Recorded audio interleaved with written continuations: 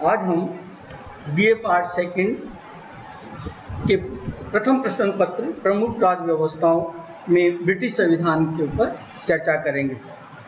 British संविधान का विकास महत्वपूर्ण है कि ग्रेट ब्रिटेन एक द्वीप समूह है जो इंग्लैंड, स्कॉटलैंड, वेल्स तथा आयरलैंड से मिलकर बना है, जिसका क्षेत्रफल 2,44,108 वर्ग किलोमीटर है, जो राजस्थान के क्षेत्रफल का 2/3 है।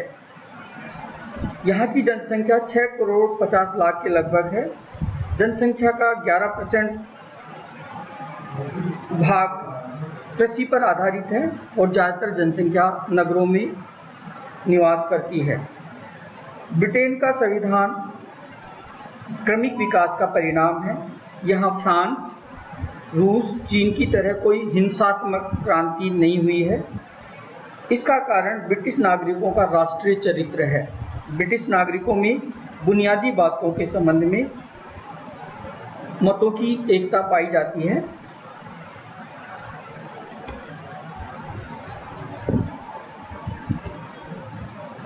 ब्रिटिश संविधान के विकास के प्रमुख चरण। ब्रिटिश संविधान क्रमिक विकास का परिणाम है।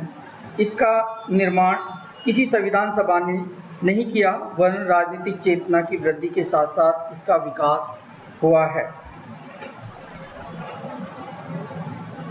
एंग्लो सैक्सन काल 5वीं सदी से 1066 तक है।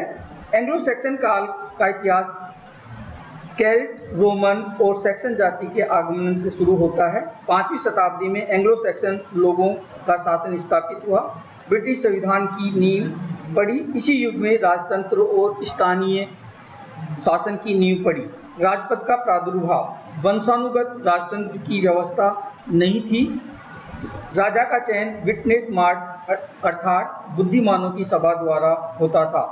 इस सभा में राजा के संबंधी, गांव के वयोवृद्ध लोग, चर्च के अधिकारी, सेना के कर्मचारी व महत्वपूर्ण कार्यकर्ता सम्मिलित होते थे। राजा सभा की बैठकों का सभापति होता था। सभा की शक्तियां: यह राजा को गद्दी से उतार सकती थी तथा नए राजा को चुन सकती थी।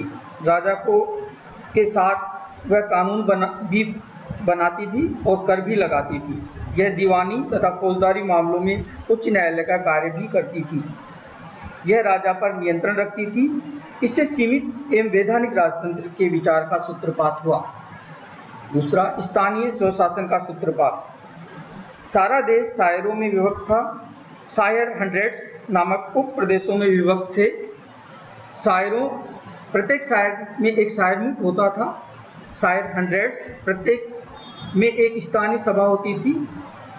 हंड्रेड्स गांव तथा शहरों में विभक्त थे, जहां जनता एकत्रित होकर अपने शासन के मामलों पर विचार करती थी। इस प्रकार स्थानीय स्वशासन की नींव पड़ी। न्याय का कार्य शायर मुक्तों के प्रमुखों व बिशपों के द्वारा होता था। नॉर्मन काल 1066 से 1153 ईस्वी तक। सन 1066 में नॉर्मन देश के विलियम ऑफ नॉर्मंडी ने ब्रिटेन पर विजय प्राप्त कर नॉर्मन राज्य की स्थापना की। देश भर में सामान्य कानून को लागू किया गया। इससे इंग्लैंड में केंद्रीकृत शासन की स्थापना हुई। मैग्नम कॉन्सिलियम में विलियम ने विटनेस मार्ट को समाप्त कर उसके स्थान पर मैग्नम कॉन्सिलियम की स्थापना की। इसमें बैरन, राज्य के उच्च अधिकारी, आर्च बिशप, अबोट आदि सम्मिलित थे। इसका कार्य राजकीय मालगुजारी को एकत्रित करना और उसका हिसाब रखना था। इसकी बैठक वर्ष में 3 बार होती थी। दूसरा, क्यूरिया रेजिस। यह एक लघु परिषद है। जब मैग्नम कॉन्सिलियम कार्य नहीं करती तब राजा को शासन संचालन में यही सहायता पहुंचाती थी। बाद में मैग्नम कॉन्सिलियम से ब्रिटिश संसद बनी और क्यूरिया रेजिस से प्रिवी काउंसिल से मंत्री परिषद से मंत्रिमंडल का विकास हुआ। Magna carta 1215। हेनरी द्वितीय ने बड़ी कुशलतापूर्वक शासन किया, किंतु उसके अयोग्य उत्तराधिकारी रिचर्ड तथा जॉन की गलत नीतियों ने क्रांति की ज्वाला भड़का दी। यहाँ तक उसकी नीतियों के विरोधी हो गए। बैरनों ने एक बड़ी मांग रखी जिसे उन्होंने अस्वीकार कर किया तो गृह युद्ध होने की स्थिति उत्पन्न हो गई। अंत में उसने 1215 में उसकी मांगों को स्वीकार किया। इसे ही मैग्ना कार्टा या महान अधिकार पत्र कहा जाता है। मैग्ना कार्टा यानी कि राजा महान परिषद की आज्ञा के बिना किसी विशेष प्रकार के कर नहीं लगाएगा। इस अधिकार पत्र से मर्यादित राजतंत्र या वैधानिक राजतंत्र की नींव पड़ी। संसद का उदय। मैग्नम कॉन्सिलियम को ब्रिटिश संसद का प्रारंभ कहा जाता है। सन 1295 में एडवर्ड प्रथम को युद्ध संचालन के लिए धन की आवश्यकता थी, अतः उसने मॉडल पार्लियामेंट बुलाई जिसमें करीब 572 सदस्य थे। बैरन, कैलर्जी, नाइट और नगरजन राजा की प्रार्थना को एकत्रित होकर इन सब ने सुना, किंतु बाद में प्रत्येक वर्ग उस पर विचार करने के लिए अलग अलग हो गया। 3 वर्ग बन गए, बैरन, कैलर्जी, नाइट। बैरन और कलर्जी के हित समान थे, बाद में ये लॉर्ड सभा बनी। नाइटों और नगरजनों के समान हित थे, ये कॉमन सभा बनी। यह संयोग है कि ब्रिटिश संसद में 2 सदन बने। तीसरा काल प्लानेटगेट लंकास्ट्रियन वंशों का काल है। ये 1153 से 1445 तक है। इस समय संसद की शक्तियों में वृद्धि हुई, वह राजा को भी ये पदच्युत करने लग गई। सन 1327 में संसद ने एडवर्ड द्वितीय को सिंहासन से हटा दिया। राजा द्वारा मनोनीत मंत्रियों के समूह के लिए प्रिवी काउंसिल शब्द का प्रयोग किया गया। सन 1401 में कॉमन सभा ने यह मांग की कि नए करों को लगाने से पहले राजा को जनता की शिकायतों की याचिकाओं को सुनना चाहिए और उसके निवारण का वचन देना चाहिए। सन 1407 में कॉमन सभा ने वित्त विधेयक प्रस्तुत करने का अधिकार स्वयं ले लिया। चौथा काल ट्यूडर काल 1485 से 1603।